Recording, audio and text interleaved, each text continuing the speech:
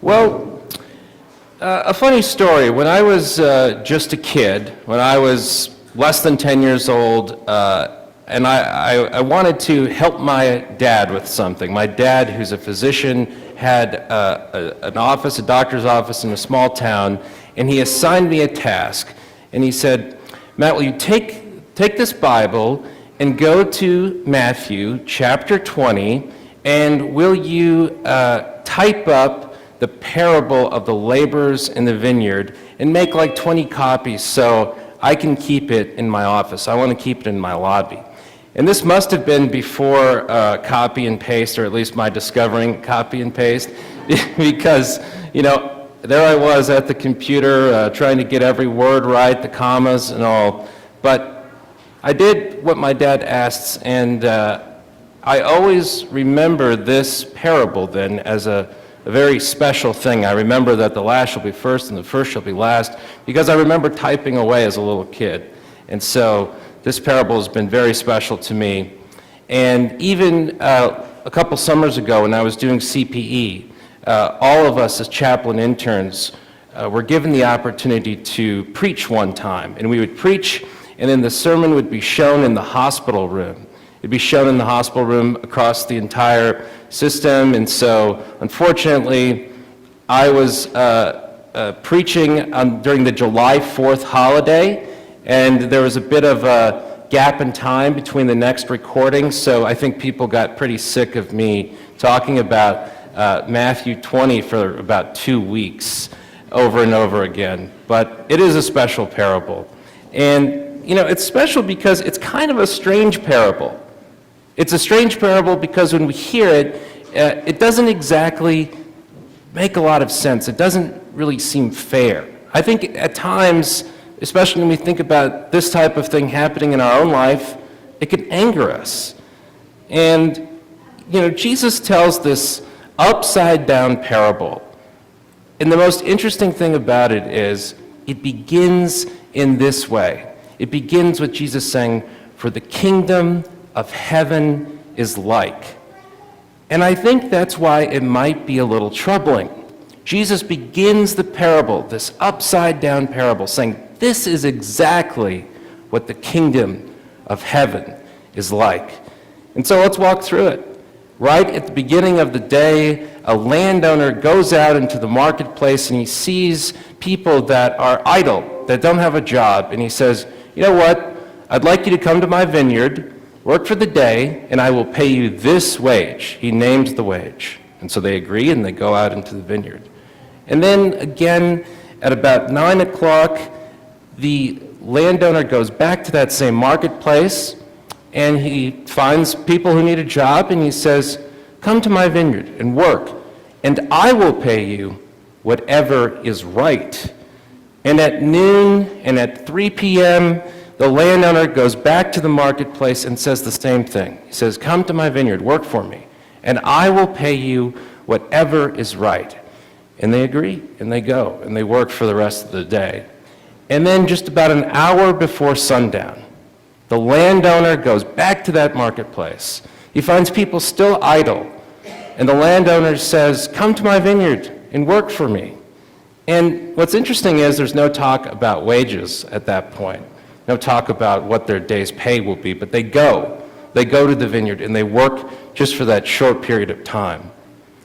And then at sundown, the manager of the vineyard goes and calls the workers and says, "Okay, let's get you, here's your pay for the day." And they line up, all the workers. And what happens is, per the request of the vineyard owner, the vineyard manager starts paying the workers from last to first.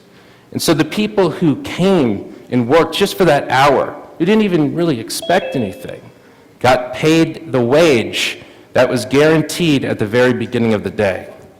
And then the worker who showed up at 3 p.m.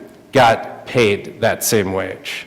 And I can imagine, in fact, I don't have to imagine because it was written down, but the person who agreed right at the beginning of the day to work and spent all day in the scorching sun was probably thinking, "Hey, this is a pretty good deal. If the person who just worked for an hour is getting paid what we agreed to, I'm going to be getting off pretty well today. But that doesn't happen. The person who worked all day in the scorching sun, all day, got paid the exact same wage as the person who just showed up for an hour. And so the worker who was tired and angry grumbled and was like, hey, what's going on here? This isn't right. But then we hear the great thing about the last being first and the first being last. We hear how important it is not to compare ourselves to others. We hear that the landowner, the vineyard manager, held up their agreement. They did just as they said they would. And so why should we be disappointed that what we agreed to happened? You know, this is a kind of a troubling thing to work with. It doesn't seem right. Like, imagine if this happened in your workplace. I imagine you would feel a little less than ideal at this prospect. But it really shows what's at heart at the human condition, that we get jealous, that we get upset when we look to our left and we look to our right and we see people who clearly have not worked as hard as we have and are still getting what was guaranteed to us after all of our work, all of our effort. But what's interesting is that despite the grumbling, God's abundance, God's grace, it just keeps on flowing.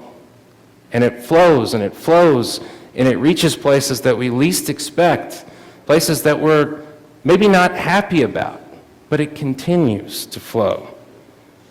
And I think that this parable suffers from a bad name because the names are not a part of the Greek New Testament, but they've been added later. They've been added so it's easy for us to open our Bibles and find the story that we're looking for. And so we hear that this is the parable of the workers in the vineyard.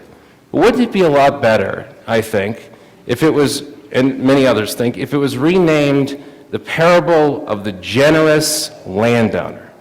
If instead we focused less on the details of the workers, but more on the generosity of the landowner.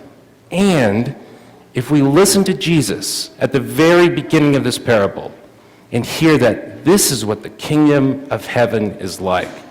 And so then we begin to imagine a parable of our generous God, which I think has great implications. I also read in a commentary that this parable kind of shows how there's a balance. There's a balance to God's justice and God's mercy. We see God's justice on display when the worker who showed up at the beginning of the day got exactly what was offered to them. And then we see God's mercy. We see God's mercy when that person who showed up just for the last hour of work got paid that wage too.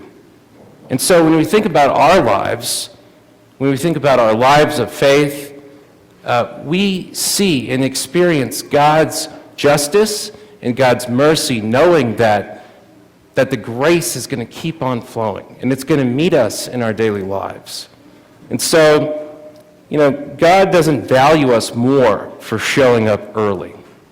God doesn't value us more for just being an every Sunday churchgoer.